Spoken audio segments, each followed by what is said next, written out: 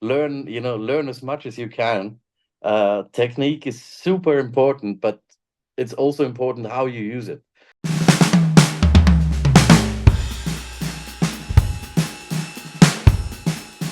I am Okay, joined on the Europe Drum Show official podcast by Christian Eigner. Yeah, how are you? all good. Thank you. Good to see you. Good to see you too. Welcome to the Europe Drum Show official podcast. It's a pleasure to have you here. I think it's fair to say, you're probably most famous and well known for being the drummer in Depeche Mode, and you're going to be opening the main stage of the Europe Drum Show on Sunday, the 30th of March at 11:15. How for you does it feel to be asked to open the stage at such an amazing and prestigious weekend of drums and drummers and percussion and drum enthusiasts? Well, to be honest, it's amazing, and I haven't done this before. I never played at a drum show, so this is my first time, and it's going to be very interesting. You know what I do? I play my solo show. I play solo shows at the moment, right? Yeah. Which is quite interesting, and it's going pretty well. But the solo shows I play, they're obviously longer, and it's all about the show and the music really. So what I want to do here is I just want to play some parts, some songs that are part of my solo show. Wow. That's going to be so. Can we, without giving too much away, because we're super excited that you're going to be performing at the Europe Drum Show, are you going to be in that solo show revisiting any music from Depeche Mode? Can we expect any kind of moments of nostalgia, or is this all just going to be No, your so? No. no, that's only my own songs. It's songs that I do a lot of production work. I do a lot of producing, writing in my studio, and I've done this for a long time. Yeah. So what I do, I just pick a few songs that I think that might be interesting for my solo shows, Mhm. and then I change it all around. So obviously, you don't need 4 minute songs to perform, um to perform live.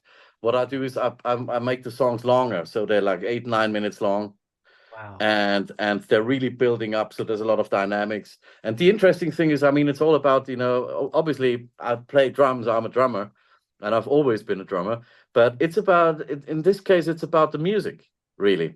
I just want to play songs, and obviously they're super drum heavy, which is I can't which wait. which is what I always wanted to do. But it is, when I play my solo shows, it's not.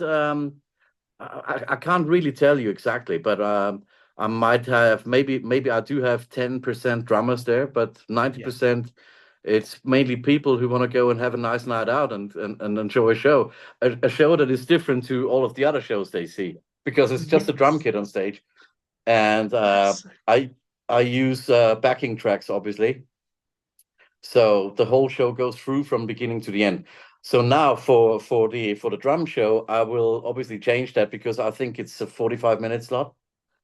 Yeah. So I know I just choose a few of the songs that I think might be working really well for the drum show, and that's what I'll do. So you have never, in your entire career, you've never done a drum clinic or a drum show or drum exhibition. So Oh. what was it about the Europe Drum Show that you thought, do you know what? Maybe now is the time for me to actually do a drum clinic. Well, Christian Wenzel from Paisley brought it up, and he called me and said, "How do you feel about this?" And I was like, that's, I've thought about it, but actually, I thought, no, you know what, this is the perfect time to do something like this and start it, and now that I have the songs that I can play, Mhm. it was a no-brainer to say yes to this, you know. Wow. And it's so exciting, and you're obviously sharing the stage with, some icons in the world of drums just across the entire Yes, weekend. There are some absolutely. legends, and obviously you are one of those legends. Do you get nervous before? And I know that you've not done this before, so I suppose it's difficult to answer. But you've seen the lineup, and it's an impressive lineup. Are you feeling nervous at all about this, or do you feel like, I'm Christian Eigner and I'm going to go out there and do what I do best? To be honest, that's I can only do what I do, really. You know, I'm probably more nervous about the fact that I have to play at 11:15 in the morning. That's the only new thing to me, really. It's the new time for rock and roll, apparently. It is, right? So what about? I mean, obviously, you've toured the world, several times, with obviously Depeche Yeah. Mode and lots of other musicians. Do you ever have to tackle nerves, when you play these big stadiums, or are you somebody that is very confident in their ability when they get behind the drums? I am, as long as I'm behind my kit, I'm super confident. Okay, I, okay. I would not be confident if I had to step forward and talk. Right, okay. So I so in don't, it's the drum kit is my comfort zone. So wherever you put me, I really don't care. But I would not, I would probably be more nervous speaking in front of 20 people. Okay, okay. Okay. So for So you, the drums is like your superhero cape, but you wear it on the front rather than on the back, right? it's what I'm used to. Let's put it that Yes. way. And to be honest, the size of shows, obviously when you play a stadium tour, you get used to it. Mm. You know, it's like I'm not nervous. I'm just and no matter where I play and how many people there are, I just get quiet before I start. I just concentrate and that's it really. You know. So for this particular show, you're going to be. This is the first time you've done a clinic, which in itself is firstly a massive compliment to us that you're coming to do this. But also it's huge for people that have been following your work for so many decades and so many years. The room that you're playing in is going to be filled up, Christian, with your fans and people that maybe might be new to the Christian Eigner Oh, party. totally, totally. Would your advice be to a drummer that would love to pursue a career in the drums the way that you have, over the last few decades? Um, Listen to music. Part number one. Learn as much as you can. Technique is super important, but it's also important how you use it. For me, technique is always been some kind of vocabulary. You know, Yes. so you'd have to learn the words to be able to say something, but what you say is your thing. So Okay. there's, that's probably what I would tell everyone because learn how to speak, but always say what you say and what you want to say. Don't When you copy s- too much. Yeah, I was just about to ask. So when you say listen to music, do you mean listen to lots of different genres of music so that you're well educated Yes, on yeah. And absolutely. so is that something that you regularly practice then? Do you often listen to lots of different genres of music? I still do. I always did, but I still listen to completely different things when I'm just when I'm not working on something, when I just listen to something in the car or something like that. Wow. It could be an old Billy Cobham thing. It could Okay. be it could be it could also be ACDC, old ACDC stuff or Yeah, Led yeah. Zeppelin, you know. Wow. So all of my, let's say, old heroes, they're still pretty important to me. Who would you cite as your biggest hero on drums, talking about heroes? Depending on what it's about, the topic. If it's studio drumming, recording drumming, Jeff Porcaro. Oh, yes. No Yes. one's ever, no one's ever been better. You know, Okay. he did things that I still listen to it, and I'm like, whoa. It's like it's Yes. just it's just how to get from A to B. And That's what that's what about it's in about. a live drumming scenario? Does your drumming hero change if it's somebody on a live show, or is it Jeff Porcaro is all the way for you? No, Jeff Porcaro, when it comes to recording, when it comes to I listened a lot to Billy Cobham when I was a kid, so that was a Hmm. big influence. I always listened a lot to I listened a lot to Stuart Copeland. I listened a Yeah, lot to yeah, Dennis Chambers. yeah. Hmm. quite really, really different things that I've been listening to, That's so It's cool. not about what it is, it's about the quality, in my opinion. Yes, yes, I You completely know? agree. So you've mentioned that at the Europe Drum Show you're going to be doing your own stuff. Um, do you Yes. plan on making your session kind of interactive? Will you be asking the audience for questions, or do you have? No. I think I think I think I told everyone. I'm just gonna play. Okay, okay, that's really I cool. will just play, and that is I've never done a clinic before, Mm, and to be honest, I think it's way better to go up there and just play, to play my own music, mhm. and I think that says more than words can do. Yeah, no, I understand that. I You mean, know, some people are different, aren't they? I mean, when we were talking about the UK drum show in 2024, a lot of different drummers had a lot of different well, they thought about their sessions very differently. For example, like Nick Collins was very much all about asking the audience questions. right? Chris Coleman just said it would be a miracle if he turned up on time. So there were there were lots of Yeah. different thoughts and processes for different drummers. I think part of being a drummer, and I know that some may disagree, but personally, I think drummers are often deemed to be natural extroverts. Do you agree? Do you think drummers often just are the life and soul of a party, or do you think that's kind of a myth that's just got a bit blown up? I think it's not a myth. Well, I think the beauty of it is basically everyone's different. You know, Hmm. no matter. We can talk about technique. We can talk about style. We can talk about influences. But whoever it is, everyone's doing his own thing. Yeah. And that's what's great about it. And some people are really good in explaining things and talking, and other people are just good going up and playing. Yes. That's Yeah. and that I'm more like that. So I'm, as I said before, I'm not a good talker. I'm Well, just you're gonna doing very play. well now. Well, that's a different situation, but I think as soon as I'm on stage, my role is to be behind a kid and not in front Yeah. of a mic. Yes. Otherwise, I'd be a singer. Yeah. Yeah. Yeah. Yeah. Yeah. I understand that. And a very a singer who's very unhappy. So better to be a happy drummer. So you've spoken about today. You've spoken about your who you cite as your heroes. You've spoken about Jeff Some of Beccaro. my heroes. I mean, Some there's of so many. There's so yes, many. the ones that spring to mind, for you, Stuart Copeland. You've mentioned Jeff Beccaro, Billy Cobham, Dennis Chambers. What do you think of those drummers? Obviously, you hold them in extremely high esteem, but what do you want your legacy to be? How do you want people to remember you that might be watching this in 100 years' time?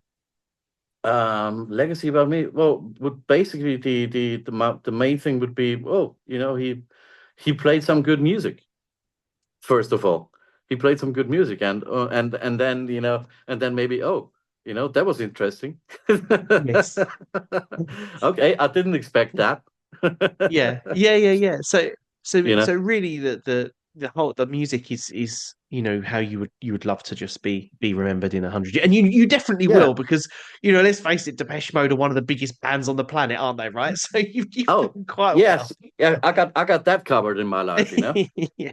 But that's also, there's a lot of people think of me being Depeche Mode, drumming with Depeche Mode, and obviously I can play to a click track and all of that, and I can play with drum machines. But a lot of people don't know my, like I'd call it jazz rock influence side. Mhm.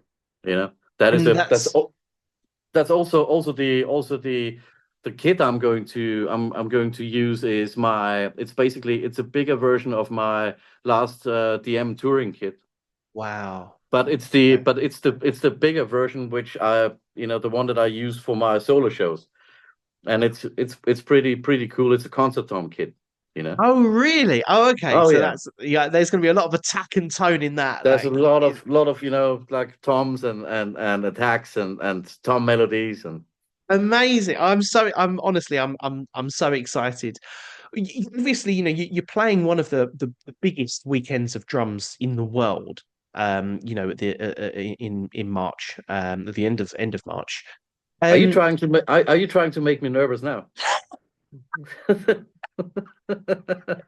no, but I just think you've come so far as a musician. I mean, all of you that are playing, you've all toured the world. You've played with some of the biggest names in music, but all of you have had a journey that has started somewhere. And Christian, can you remember your first journey, or your first memory sitting behind the kit, being handed a pair of sticks? Was it from a friend or a family member, or was it that you just saw the drums and you were fixated on it? What Yeah, happened when you first met the drums? I saw a drummer on TV when I was 4 years old, Mhm. and I'm not 100% sure who it was. I think it was Animal. Okay. Um, and I was like, this is what I want to do. Yeah. So knew someone who had a drum kit, so I sat down behind the kit and didn't stop, and that was it. I just never stopped. Wow. That was And that was that was it. do you think you've ever had that feeling about anything else in your life since you saw the drums for the first time, or is that kind of one of those moments that stands out on its own because it was just so special and unique? It was really, really special, to be honest. I mean, when I compare what my life now and then, it's like it hasn't really changed much because of that. When You're just a big 4-year-old, aren't you? well, I don't know, but I think I was very lucky to find out what I really love quite Yes. early, and Yes. and I had the luxury not having to stop this. Yes. That's the important thing, and that's the other great thing about drumming is it never stops. Mhm. It never stops. It's just like, okay. Amazing. I really enjoy. I mean, I do work a lot, but I really enjoy my off days when I Yeah. when I'm just able to just sit down behind the kit and just play the kit. What's your practice regime like? Because obviously, I know that you're busy and you're touring. Do you get time to just sit and remind yourselves of, you remind yourself of, I know it sounds silly, but even the most basic of rudiments, and go around the Yeah, kit, and you get time to yeah, do I that? do. I do that, but not. I don't get to play my kit when I'm touring. Only when we play the shows. Yes. So unless I want to go in and do a sound check. Yeah. But to be honest, we only sound check for a few shows and then we don't sound check anymore. Oh, Um, okay. yeah, Okay. yeah, because that would mean you would have to get in way too early. Right. And you need your sleep. And no, not sleep, but I'm some joking. some of us just don't want to be there too early. So sometimes I would just go in and play a bit when I can, Yes. when it's easy. But no, I mainly do rudiments really. And That's to be cool. honest, my main thing is I still practice stick control. Okay. Okay. That's what I practice really. But Hmm. I use it. I use it on snare drum obviously, but then I use it on the whole kit, and obviously the same with bass drums and Yes. so I mean you get pretty far with just the first page if you Yeah. if you do all of this. Yes. That's so cool. Christian, honestly, I can't wait to see your performance at the Europe Drum Show. And once again, the fact that this is in your entire career, your first ever drum show or drum clinic, I think is completely mind blowing. It It makes is. your presence at the event so much more special and spectacular. And we just cannot wait to see you. And thank you so Thank much you. for coming on, sharing your wisdom, and and also your years and years of inspiring other players to pick up the sticks, because that is really the most important thing. Oh, totally. Absolutely. I totally agree.